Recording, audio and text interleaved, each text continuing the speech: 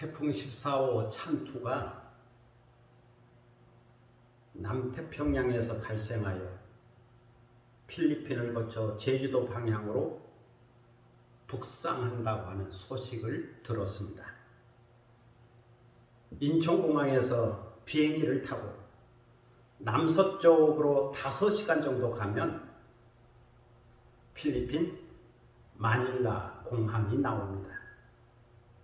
필리핀이 열대 지방이기 때문에 11월 달에 가도 매우 덥습니다. 처음 필리핀 마닐라 공항에서 밖으로 나오면 한국에서 경험해 보지 못한 희한한 냄새와 함께 더위가 밀려옵니다. 거리로 나오면 트럭을 개조해서 만든 지프니 버스가 매연과 함께 사람을 가득 태우고 달리는 모습을 볼 수가 있습니다. 그러나 도시를 떠나 숲이나 섬으로 가면 공기가 다르지. 점심시간이 되어서 푸른 야자수가 바람개비처럼 날리는 어느 숲속 야외 음식점에 갔습니다. 지붕과 기둥만 있는 탁 트인 음식점이죠. 뷔페처럼 되어 있어서 음식을 접시에 담아 자리에 앉으면 어디선가 음악이 들려옵니다. 그곳으로 시선을 돌리면 남자 2사람이 필리핀 전통악기를 연주하고 여자 1사람이 노래를 부릅니다. 박수를 치고 호응을 하면 가까이 다가와서 노래를 불러주지. 그들의 레퍼토리가 있는데 그 중에 하나가 가수 노사연 씨가 부른 만남이라고 하는 노래입니다. 그들은 만남을 이렇게 부릅니다.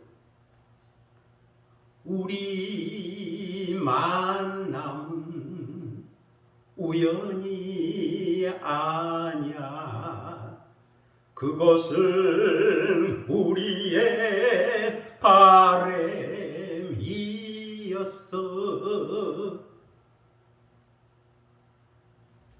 필리핀에서 필리핀 사람이 부르는 만남을 들으면 감동되고 기분이 좋아져서 팁을 더 주게 됩니다. 유대인 출신의 종교 철학자 마틴 부버라는 사람이 있습니다. 그의 저서 중에 이히 운투두, 나와 너라고 하는 책이 있습니다. 이 책은 만남과 관계에 관한 책이에요. 마틴 부버는 이 책에서 말합니다. 온갖 참된 삶은 만남에 있다.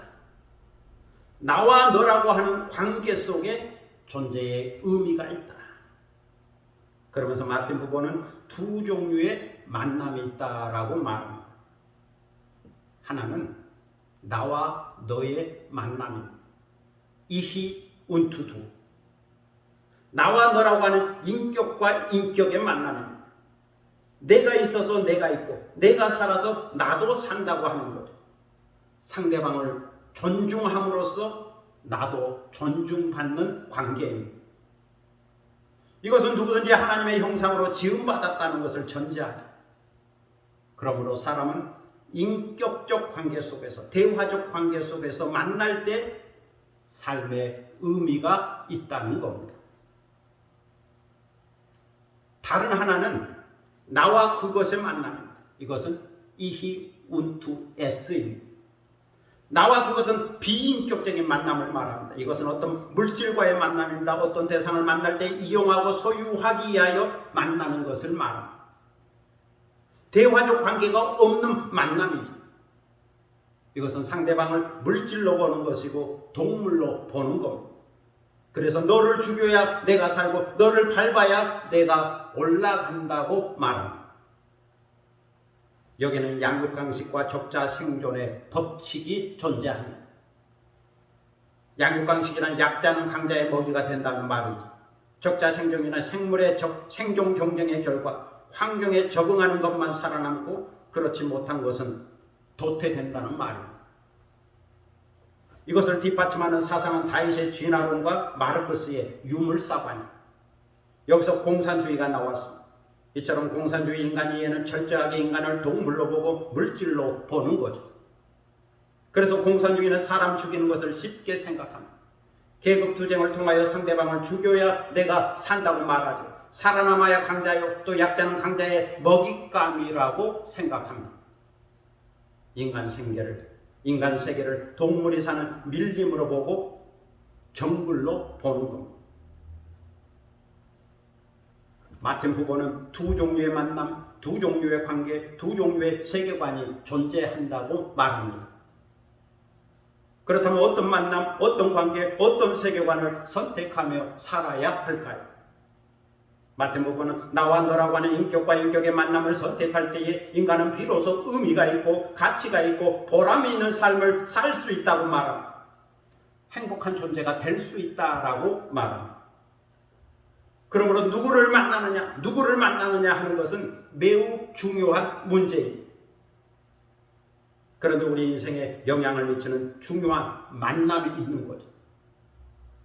첫째는 부모님과의 만남입니다. 부모님이 있어서 내가 있습니다. 그래서 부모님을 잘 만나면 그것이 복이라고 말합니다. 그런데 이것은 내가 선택한 것이 아니고 주어지는 거죠.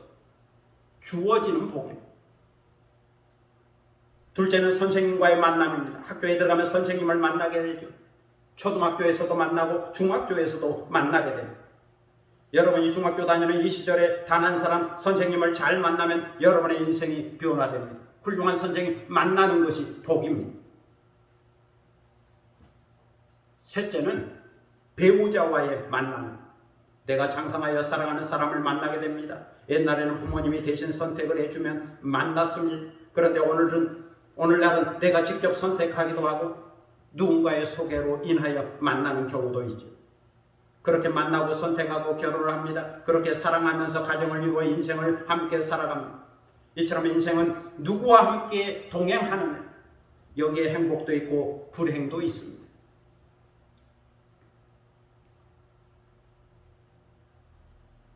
그런데 이런 세 종류의 만남도 중요하지만 사실은 더 중요한 만남이 있죠. 그것은 예수 그리스도와의 만남입니다.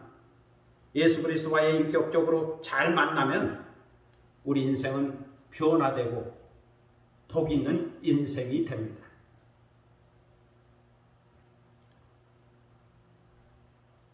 오늘 성경에 보면 예수님을 만난 두 형제의 이야기가 있습니다. 그들은 베드로와 안드레. 오늘날 예수님께서 갈릴리 해변에 다니시다가 두 형제를 만났습니다. 그들은 베드로라는 시몬과 그의 형제 안드레였죠. 예수님이 그들을 부르셨습니다. 그때 그들은 예수님의 부르심에 네라고 응답을 하고 예수님을 따르는 제자가 되었습니다. 그들은 갈릴리 해변 근처에 사는 사람들이었습니다. 그 당시 갈릴리 해변 사람들을 가리켜 예루살렘에 사는 유대인들은 무시하듯이 이렇게 말했죠. 그들은 무식한 사람들이다. 학식이 없는 사람들이다. 배우지 못한 사람들이다. 가난한 사람들이다. 죄인들이다. 이처럼 갈릴리 해변에 사는 사람들은 학식이 없는 사람이라고 하는 무시와 멸시와 천시를 당하며 살았습니다. 그런데 베드로와 안드레는 갈릴리 바다에서 물고기를 잡는 어부들이었습니다. 그들은 어려서부터 고기 잡는 일을 했습니다. 갈릴리 바다에서 그물을 던져 물고기를 잡고 그것으로 먹을거리를 해결했습니다. 다시 말해서 물고기를 잡으면 먹을 수 있고 잡지 못하면 굶어야 했지. 이처럼 그들은 바다 상황에 영향을 받고 일기 상황에 영향을 받는 어부들이었습니다. 여기서 그들의 특징을 살펴보면 그들은 성실히 일하는 어부들이었습니다. 예수님은 갈릴리 해변에 다니시면서 많은 사람들을 보았습니다. 많은 어부들을 보았습니다. 그 많은 사람들 중에서 형제 베드로와 안드레를 주목해서 보았습니다.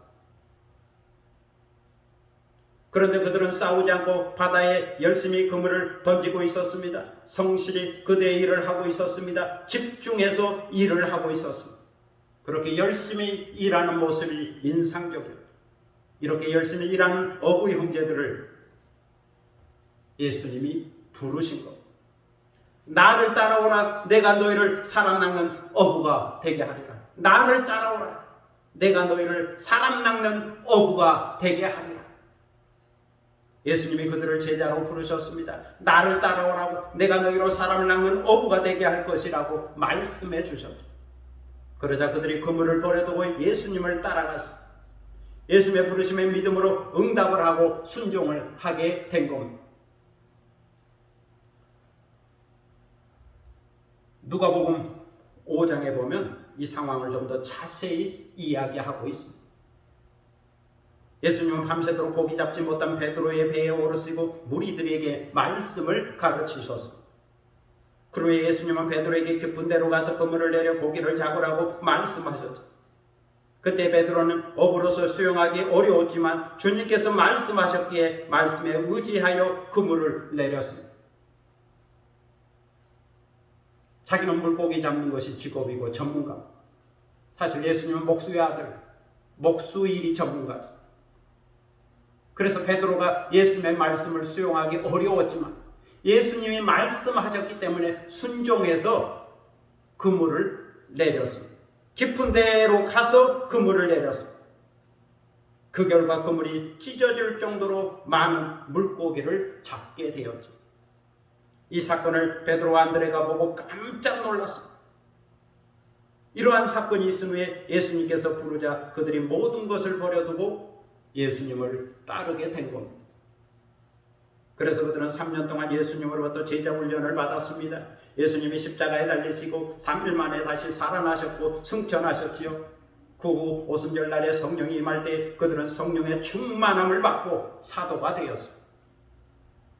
예수님이 명령하신 사역을 감당했죠. 비로소 사람을 낚는 어부가 된 겁니다. 오늘 이 시간 예수 그리스도께서 여러분 한 사람 한 사람을 부르십니다. 나를 따라오라. 내가 너희로 변화된 삶을 살게 하리라. 새로운 인생을 살게 하리라. 복 있는 인생을 살게 하리라. 나를 믿고 따르면 하늘이 열리는 것을 보리라. 이적과 능력을 경험하리라. 이러한 예수 그리스도의 부르심에 여러분이 믿음으로 응답하면 거기에 거룩한 만남의 역사가 일어납니다. 신령한 만남의 역사가 일어납니다. 그러므로 이 시간 예수님의 부르심에 믿음으로 응답하여 예수 그리스도와의 인격적인 만남을 경험하고 변화된 인생을 살아가는 여러분이 되시기를 축복합니다. 기도하겠습니다. 사랑의 아버지 하나님 은혜를 감사합니다. 오늘 우리는 예수님을 만나고 싶습니다. 베드로와 안드레가 만났던 예수님, 우리도 만나기를 원합니다. 우리가 예수님을 만날 때 우리의 인생이 변화될 줄로 믿습니다. 우리가 달라질 줄로 믿습니다.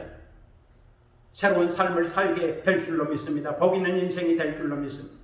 그러므로 예수 그리스도를 만나기를 원합니다. 우리의 마음을 열고 예수님을 마음속에 영접하고 예수 그리스도와 인격적인 관계를 맺고 예수 그리스도의 삶을 따라가는 사람이 되기를 원합니다. 아버지 하나님, 이 시간 저희에게 은혜와 복을 내려주셔서 예수 그리스도를 만나는 믿음의 사람 되게 하여 주시고 변화된 인생을 살아가는 믿음의 사람 되게 하여 주옵소서. 감사드리며 예수 그리스도의 이름으로 기도드립니다.